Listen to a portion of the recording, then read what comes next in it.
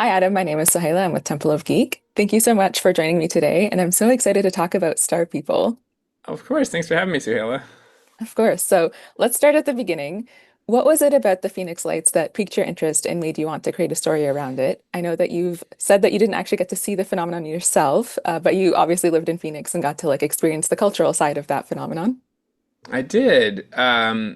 Yeah, I was in high school at the time, and I we had a close family friend who did see them and videotaped them, and it was something through the years that just was continued to be talked about. It was this mass sighting that a lot of people saw, and there's been documentaries and specials and TV, and there's been horror takes on it. And yet it still persists as this phenomenon that happened that isn't really comparable to anything else in the United States. And for me, it was just a jumping off point to tell a story about human connection. Because the idea of UFOs and is there life out there ultimately comes back to this idea of isolation. Are we isolated as humanity, but also are we isolated with the humans that are right around us? You know. Yeah, I love that. And I think that's one of the things as well that resonated with this movie is just the instead of going big and having, a look at the Phoenix Lights in a grand scale with a ton of different people and their views on it, you focused on Claire's story and the people she touches, her brother being, an addict, and then Ricardo and Gabby being immigrants trying to find safety. Can you talk about those two elements of the story as well and why you chose to kind of focus down the story on these individuals? Sure. Well, the characters developed. I would say the brother sister. I was very influenced through my work on a documentary called The Business of Recovery that I directed about 10 years ago, which was about the addiction treatment industry. And making that film, I met a lot of people firsthand that I would interview and follow around that were either in the grips of addiction problems, I'd been on death's door and back, and it really opened my eyes a lot to how people process trauma, and some of the people I met during the making of that film unfortunately passed away during the making of it, for either substance abuse or alcohol related reasons, and others later. And those things, that haunted me, having those personal experiences and understanding the idea of how difficult it can be to process trauma. And so that really, when I started writing Claire and Taylor, that those experiences, were always in the back of my head. As far as the migrant story, having grown up in Arizona, the stories of immigration have always been very present because people die in the desert out here all the time, and you don't hear about, it's not, the news isn't going to report on every death, but there are many, many people through the years that have come to this country to seek a better life. And it's been very easy, I think, in recent times to demonize people who are different from one. It's easy. It's always been a thing. Demonize those that seem different, and that has been historically happened for over since the beginning of this country. I mean, it was the early 20th century. There were immigrants coming here that were demonized and blamed for all of society's ills.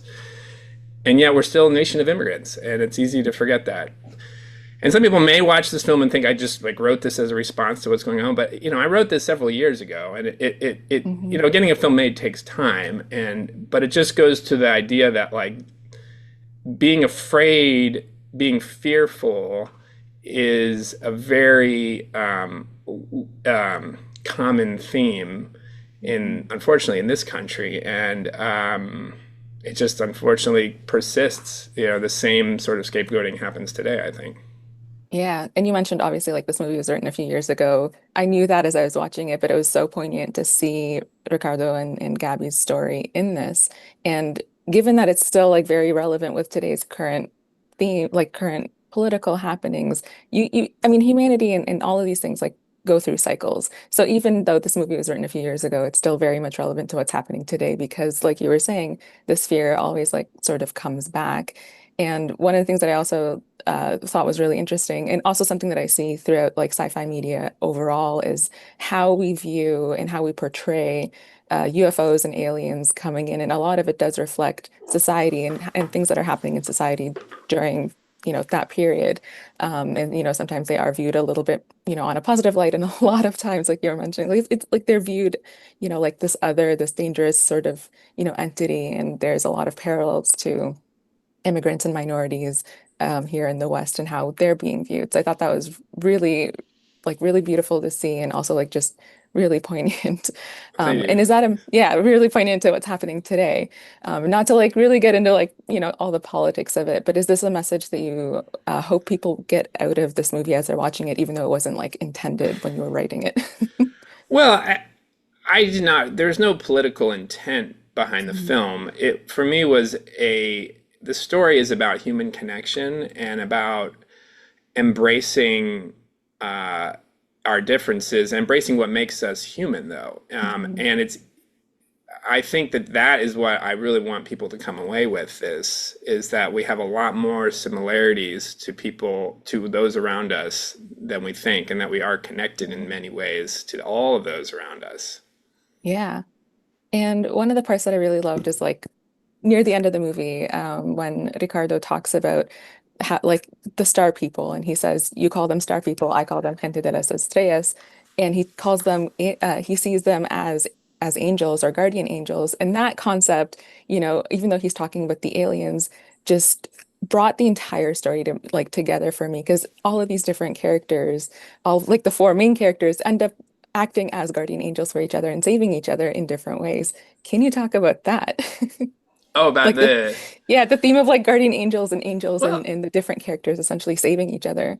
it, yeah, it's interesting. I in my readings about UFO sightings or even people that claim to have abduction stories, there's a lot of commonalities with near-death experiences, and none of it's explained or scientifically proven one way or the other. But I think I just always saw a sort of parallel there between the unknown and whether it's is it a tin can ship with motors and stuff, or is it something else that we can't Mhm. quite grasp? And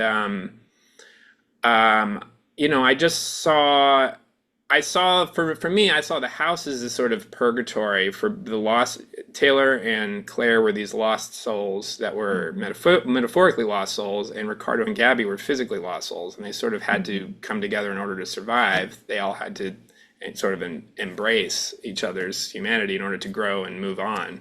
Mhm. But yeah, I guess that was kind of where my head was writing that. Awesome. Nice. And there's also the concept of home. And like you were saying, like, losing that concept of home, like you were saying with Claire and with Taylor, metaphorically losing that, from their childhood. And then obviously with Ricardo and Gabby, losing that physically with them migrating to the US. That concept of home, I love that they like sort of started to find it towards the end, at least with Claire and Taylor. Can you talk about that journey for the characters and what you were intending there as well? Um, yeah, I mean, oh, that's interesting that you picked up on that. The concept, no, because the concept of home is, I mean, the saying "home is where the heart is." I mean, ultimately, if you don't have anything that you're connected to, then you might feel sort of without a home. And the Taylor and Claire's character, even though Claire had a place that she lived, it was a very, it was intentionally the design of it was that it had a very cold feeling, and it Mhm. didn't have, because she was isolating herself, and Taylor was isolating himself through his own sort of homelessness because he was going sort of couch surfing. And the Ricardo and Gabby characters, they were between homes. They felt forced from theirs, and the only home they knew was where their family was. So, I Mhm. guess all those things sort of intersected. And yeah, I mean, it's interesting how that concept of home was something that sort of grew out of the story, but it wasn't always like I didn't like start with it, but it just sort of like happened as it was developed. So, but Yeah. No, I love that because again, it's one of those things like as I was watching the movie, I wasn't like focused on, and then like towards the end, as that sort of final conversation was happening, in like Ricardo's brother's home, it like really clicked for me like, oh, like they're finding that sort of concept of home because Claire was really like searching her entire life for like these star people, thinking that that was going to be the thing that finally made her, I guess, feel like she belonged or like give her that sense of belonging. Taylor obviously was looking through like, this sort of concept of having, well, through drugs essentially, having a purpose, but never quite finding it. And they all sort of like find these little pieces of themselves as the story went along. I really enjoyed Oh, it. thank you. Thanks. Yeah. I'm glad that worked for you. Yeah. Nice. Oh, I think we already talked about that. We kind of skipped around with like the questions that I had there. Um, One of the things that I also noticed with this movie from a visual perspective was the night sky. Now, I don't live in a dark zone, but I do live in an area where I can kind of go out like half an hour sort of into like the countryside and get to actually see a lot of the stars. And like, no matter how like dark it gets, like the brightness that you saw it on screen was just so beautiful. And I know that it was kind of like, the brightness was brought up a little bit just to kind of like make it visible as well as like the landscape. But can you talk about like that visual? Because to me, it gave the whole movie this like sort of otherworldly feel that even though we didn't get to see aliens, UFOs, like physically, you still felt like there was this like otherworldly presence in there just by having that visual.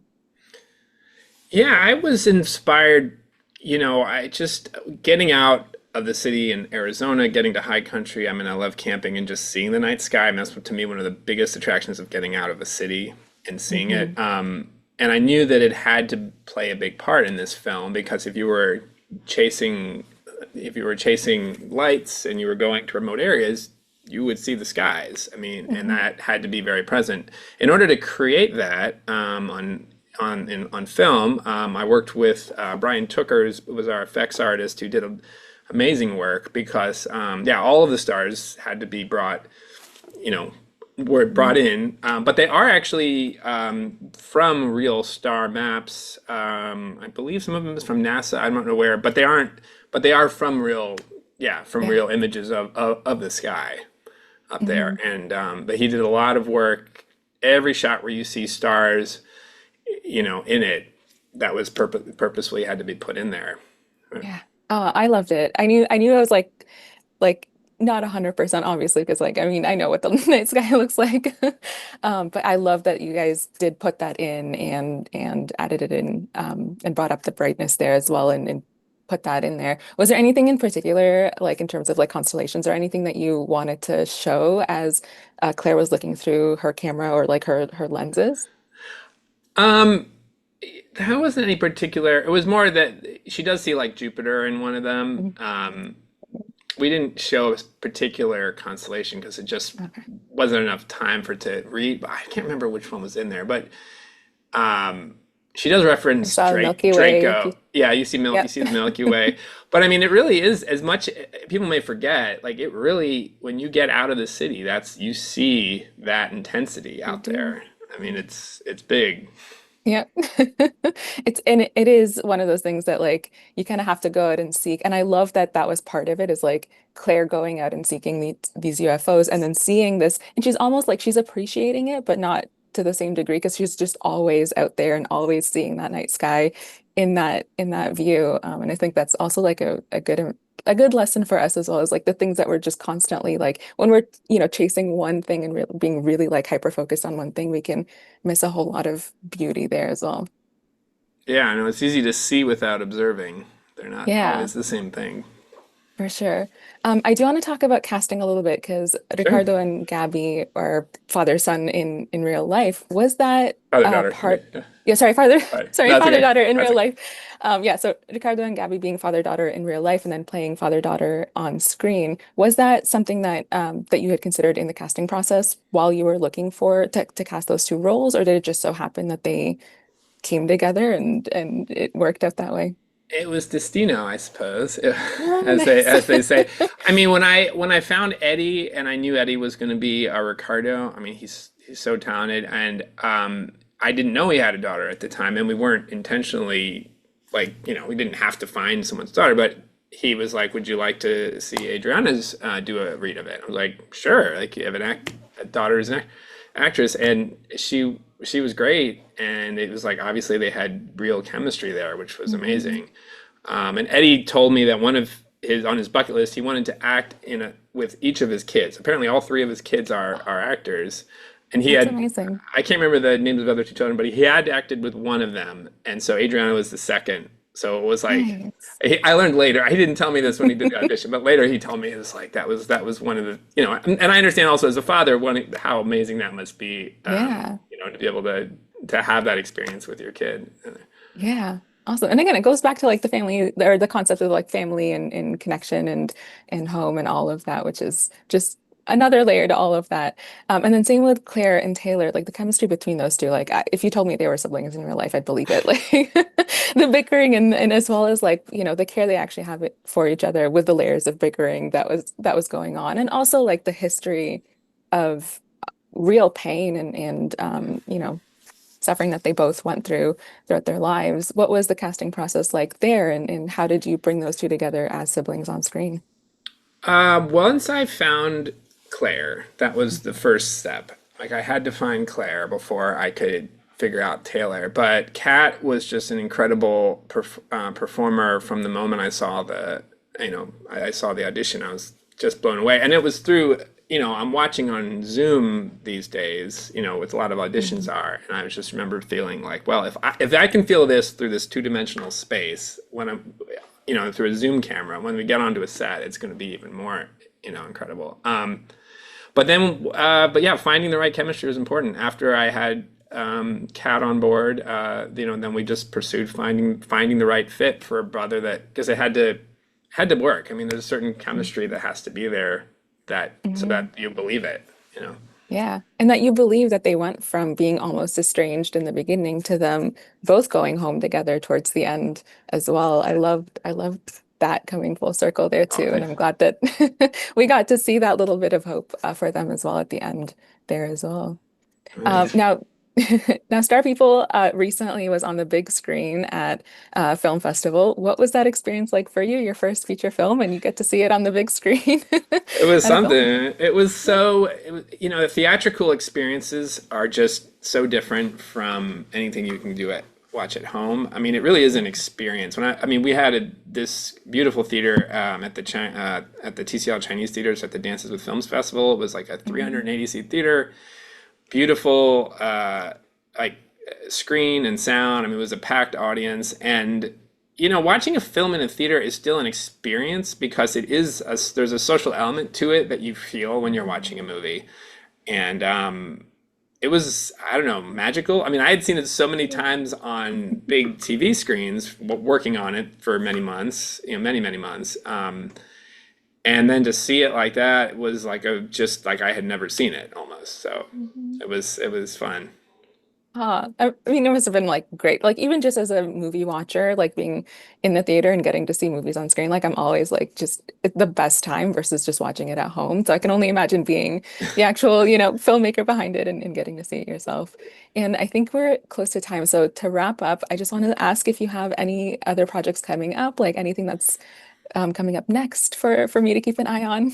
If I had a specific thing, I would absolutely tell you Yes. I am working on trying to get my next film made, and Nice. I will certainly be shouting it from the rooftops once I have that underway. But it was such a great experience, and the team I worked with on this film, and I'm looking forward to doing another one. Awesome. And then anything else about Star People that you want to talk about, you're dying to talk about that we just didn't get to cover with my questions? Let's see, I'm dying to talk about. Or Well, anything you want to talk about you haven't had a chance to yet? well, I would just say one thing that's interesting is the phrase "we are not alone" is often sort of misunderstood in some ways because a lot of people like how would you when you hear that phrase, what do you think of when you hear "we are not A lot of alone"? times aliens or like extraterrestrial life, Right, and but and I it mean, makes yeah. sense because it's like, are we alone? But when I was developing that phrase was fascinating to me because I discovered that it really started with from a biblical standpoint. It was showed up in biblical texts many centuries, a long time ago, and then it became a philosophical. In philosophical texts, it means it's about the shared human experience, and now in modern times, it's this like, are we alone in the universe? But for me, this movie wasn't about whether the universe, not about whether we're alone in the universe. It's more about, are we alone? Are we surrounded by people but still alone? So Mhm. trying to find connection amidst this sort of disconnected world, I guess. Yeah. Yeah. And I love the Rumi quote that you put at the beginning. I forgot to mention that one, but yeah, loved it. And this idea of like the entire universe is inside you, or like you are the universe, sort of that sentiment. I've been seeing really like in a few different sci-fi stories recently. So like it like one of the things that I'm keeping an eye out on. I don't know why, but I love finding patterns in things that I'm watching. But if you're interested, the other two movies that I've seen this in is The Life of Chuck and a movie out of Ukraine called You Are the Universe. But that sort of sentiment of like you as an individual containing this like these multitudes, this universe inside of you, and we don't appreciate that enough.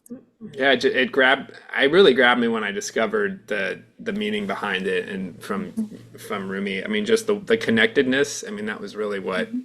what it was about for me. Yeah, amazing. Well, thank you again so much for your time. Really enjoyed this movie. I can't wait to see hopefully the next project that you work on, and I can't wait for people to actually watch this movie in theaters. Thank you, Suhaila. It All was right. nice to meet you.